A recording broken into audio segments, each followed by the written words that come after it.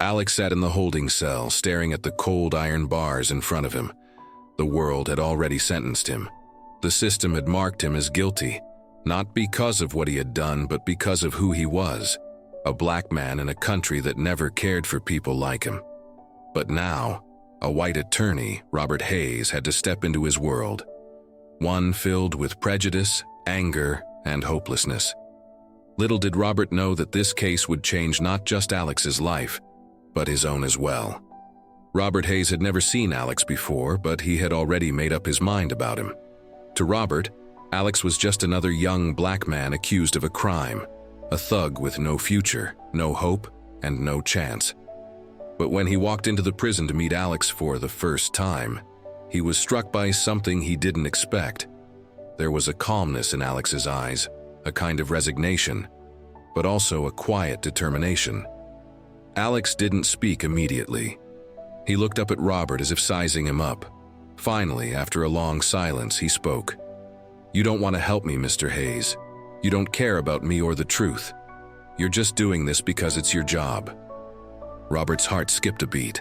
Alex's words were not angry.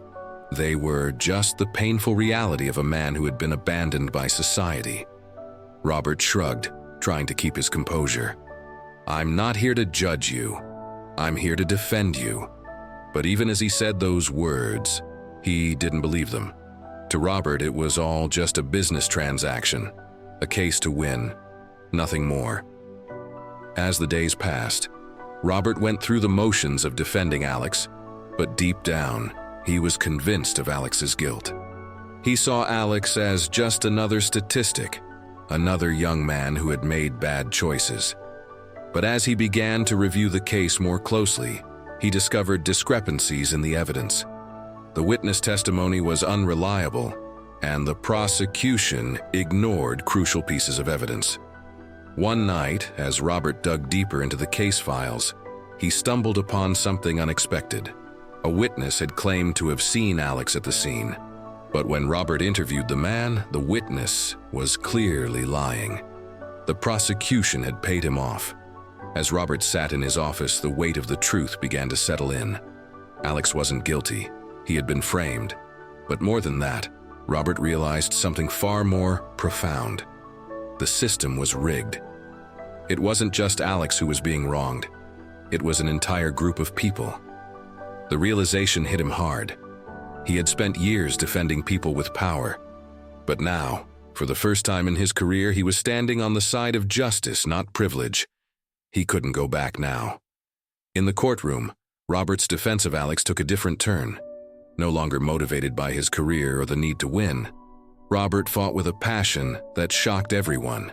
He spoke not just about the facts, but about the human cost of prejudice, the lives lost, the futures destroyed, all because of an unjust system that treated people like Alex as expendable. But it was Alex's testimony that truly shook the courtroom. Standing in front of the jury, Alex's voice cracked as he recalled the night of the murder. "I didn't kill anyone, but I was there. I was scared. And when the police came, they didn't care about my story. They just saw my skin, and they assumed I was guilty." Tears welled up in Alex's eyes as he spoke, and even Robert, who had always prided himself on his control, found himself choking on the lump in his throat. The pain in Alex's voice was raw and real, and it reverberated in the hearts of everyone who heard it. It wasn't just about the case anymore. It was about a broken system that had stolen so many lives. The jury deliberated for hours. Robert paced the courtroom, unable to shake the feeling that this case was bigger than him. He had seen countless verdicts, but this one felt different. It wasn't just about Alex. It was about the soul of the justice system itself. When the verdict was finally read, not guilty. Alex collapsed in his chair, his body racked with sobs. For the first time in what felt like forever, he could breathe. He had been set free, but the price of that freedom was steep. Robert, too, felt the weight of the moment. He had won the case, but in doing so, he had uncovered the ugliness of his own biases and the corruption of a system that had treated Alex as guilty from the start. But as Robert looked at Alex, he knew this wasn't the end of their journey. This was just the beginning. Alex's life after the trial was a journey of healing. He became an advocate for those wrongfully accused, speaking out about the injustices he had endured. His voice became a beacon for others whom a biased system had silenced. Robert, on the other hand, walked away from his high-paying career as a corporate lawyer.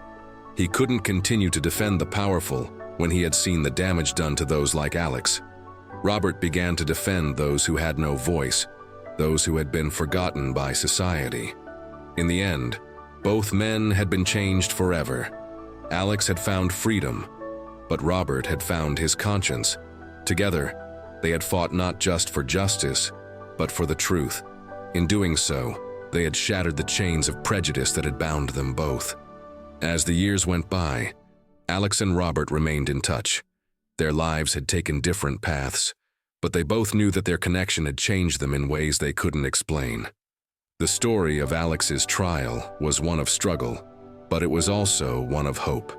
A hope that, despite the darkness, justice could prevail, and that no matter how deep the chains of prejudice may run, the truth will always find a way to break free.